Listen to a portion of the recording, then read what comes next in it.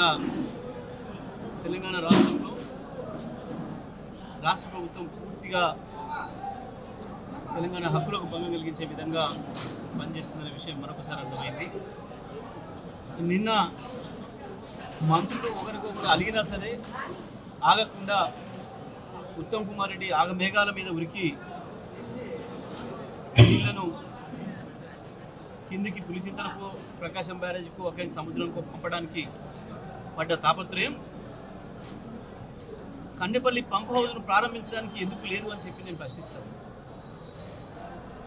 Kannepalli pump హౌస్ను ప్రారంభిస్తే ఇవాళ తెలంగాణలో పైనుంచి గోదావరి రాక, ఎస్ఆర్ఎస్పి పైనుంచి గోదావరి రాక, మంజీరా రాక ఎదురు చూస్తున్న పొలాలను కలుపుకొని సూర్యాపేట వరకు, ఇక్కడ భువనగిరి ఆలేరు వరకు 50 లక్షల ఎకరాల పొలాలు ఎదురు చూస్తూ ఉన్నాయి.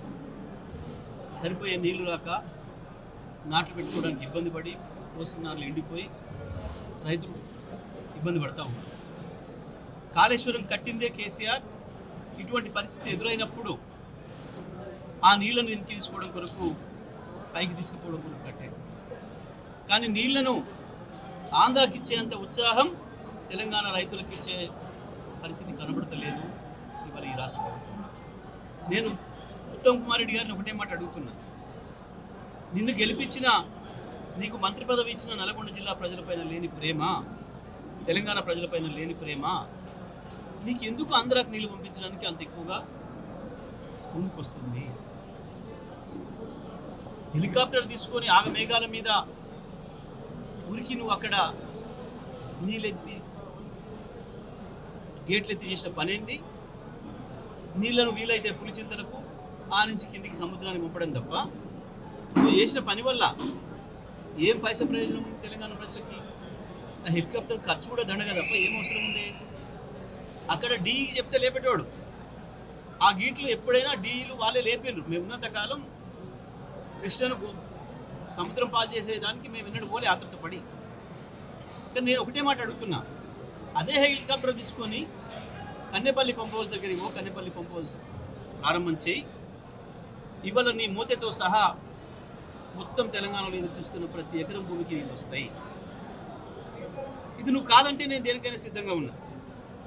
నేను గతంలో కూడా ఒకసారి చెప్పిన, కాళేశ్వరాన్ని మా కేసీఆర్కి అప్పచెప్పండి, 3-4 రోజుల్లోనే చివరి భూమిలో కూడా నీళ్ళు తెస్తా, నీ మోతేకిస్తా నీళ్ళు, పెనువాడ మండలానికి తీసుకొస్తా, ఇక్కడ ఆలేరు భువనగిరిలకు ఇస్తాం అనే మాట చెప్పిన.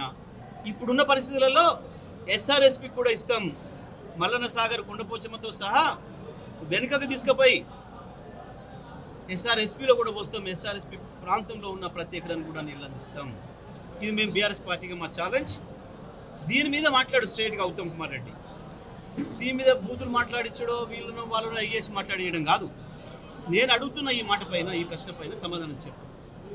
నువ్వు నిన్న కృష్ణమ్మను కిందికి పంపడానికి ఎంత ఉత్సాహపడ్డావో, కన్నెపల్లి నుంచి గోదావరిని తెలంగాణ పొలాలకు తీసుకురావడానికి దాంట్లో ఒక 10 పైసలు పనిచేయి.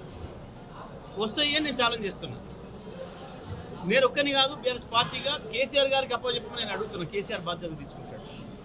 కన్నెపల్లి పంప్ హౌస్ ఏమి ఇబ్బంది జరిగినా, అక్కడి నుంచి వెళ్ళి పైకి వచ్చిన తర్వాత అన్నారం బ్యారేజ్కి ఏం జరిగినా, సుందిలకు ఏం జరిగినా, ఇంకెక్కడ ఏమి ఇబ్బంది పడినా తప్పకుండా కేసీఆర్ బాధ్యత వహిస్తాడు.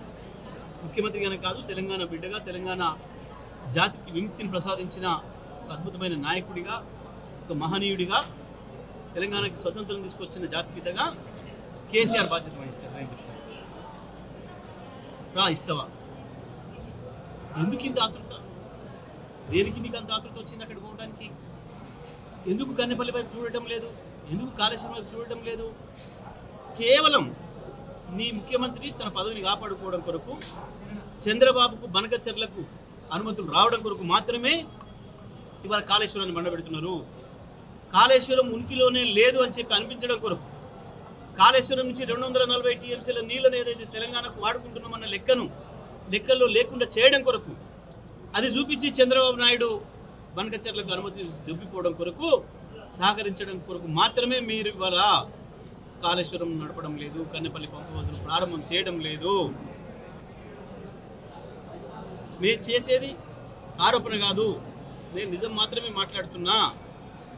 మేము మళ్ళీ చెప్తున్నాం, ఇవ్వండి కాళేశ్వరాన్ని మా చేతికి. 4 రోజుల్లో అటు ఎస్ఆర్ఎస్పీ తీసుకుపోతాం, ఇటు కొండపోచమ్మ తీసుకొస్తాం, అటు చివరికి పెనుబాడు మండలానికి మీ మూతపడడానికి తీసుకొస్తాం. నేను ఇదే మాట మళ్ళీ చెప్పిన. లేదు అంటే మీరు తెలంగాణ ద్రోహులుగా శాశ్వతంగా మిగిలిపోతారు. మీరు రేవంత్ రెడ్డి చేస్తున్న దొంగతనాన్ని బయటపెట్టు. రేవంత్ రెడ్డి ఎప్పుడైనా మొదటి నుంచి సమైక్యాంధ్ర చేతిలో కీలుపొమ్మనే, తన పదవుల కొరకు, తన డబ్బుల కొరకు ఎటువంటి దుర్మార్గాలకైనా పాల్పడతాడు, ఎటువంటి ద్రోహానికైనా పాల్పడతాడు రేవంత్ రెడ్డి. కనీసం నీకు ఏమాత్రం కొంచెం తెలంగాణ పట్ల ప్రేమ ఉన్నా మాట్లాడు, దానిపైన నేను మాట్లాడిన దానిపైన స్పందించు, లేదా నువ్వు తిరుగుబాటు చేయి. నీ ముఖ్యమంత్రి మాటలు తప్పు అని చెప్పి నిరూపించు, తెలంగాణ బిడ్డగా అనిపించుకోను. లేదు అంటే నువ్వు కూడా తెలంగాణ ద్రోహుల లిస్టులోనే చేరిపోతావు. రేవంత్ రెడ్డి కుట్రలో నువ్వు భాగస్వామ్యం అవుతున్నావు. నిజంగా నీకు ఈ ప్రాంత ప్రజల పట్ల ప్రేమ ఉంటే వెంటనే కాళేశ్వరం ప్రారంభం చేయాలి, కన్నెపల్లి పంప్ హౌస్ ప్రారంభం చేయాలి, తెలంగాణకు నీళ్ళు ఇవ్వాలి అని చెప్పి 50 లక్షల ఎకరాలను ఇవాళ ప్రత్యక్షంగా పరోక్షంగా బతికించుకునే అవకాశం ఉంది. ఈ కట్టిన ప్రాజెక్టులన్నీ ఖాళీగా ఉన్నాయి, మొత్తం చెరువులన్నీ ఖాళీగా ఉన్నాయి. 5-6 జిల్లాలలో చెరువులు నింపుకునే అవకాశం ఉంది. కేసీఆర్ కట్టిన ప్రాజెక్టులన్నీ, రిజర్వాయర్లన్నీ ఖాళీగా ఉన్నాయి. మా బసవాపూర్ కావచ్చు, కందమల్ల కావచ్చు, కొండపోచమ్మ కావచ్చు,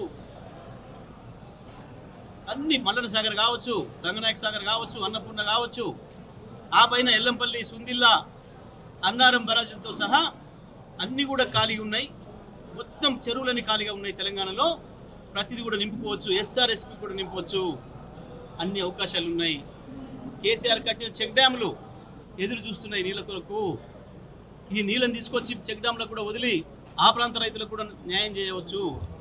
ఆ ఎదురు చూస్తున్న భూముల గొంతులు తడపవచ్చు.